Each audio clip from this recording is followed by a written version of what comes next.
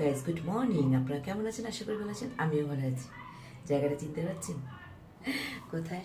যাই হোক, মানে 1 বছর উপর হয়ে গেল এই ঠাকুর ঘরে, মানে অনেক ভিডিও রয়েছে, তো দেওয়া হয়নি। বাড়িতে এসেছি বলে তাই পুজো পাঠ আজকে সব পরিষ্কার করলাম।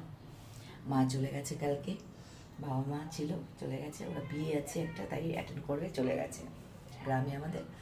আর মা আমি রয়েছি।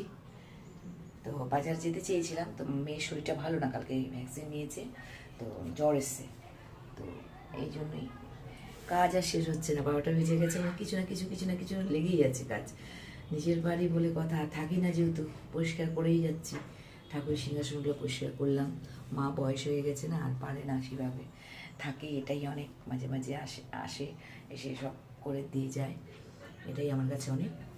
এই জন্য আমি যেটাতে হাত দিচ্ছি সেটাই আবার করে নিচ্ছি। এগুলো সব মাজা ঘষা করলাম, তার জন্য দেরি হচ্ছে সব। আর কীভাবে সময় চলে যাচ্ছে বোঝাই যাচ্ছে না। তো তার হলো আনন্দে আছি। নিজের বাড়ি তো, এটা আনন্দই আলাদা। তো খোলামেলা একটা আলাদাই পরিবেশ। রাখছি, পরে দেখা হচ্ছে। টাটা। চাটা কিছু খাওয়াইনি, মেয়ে ডাকছে। মেশিনে কাপড় রেখেছি, চালাবো এখন মেশিন। স্নান সব কিছু এগুলো হয়ে গেছে, শুধু কাপড় কাচাতে বাকি রয়েছে। তো যাই হোক, মেশিনে তো সময় লাগবে না শুকোতে, প্রতিদিন থাকছে কাঁচা। ঘর দুয়ার এমনি গুছানো কমপ্লিট।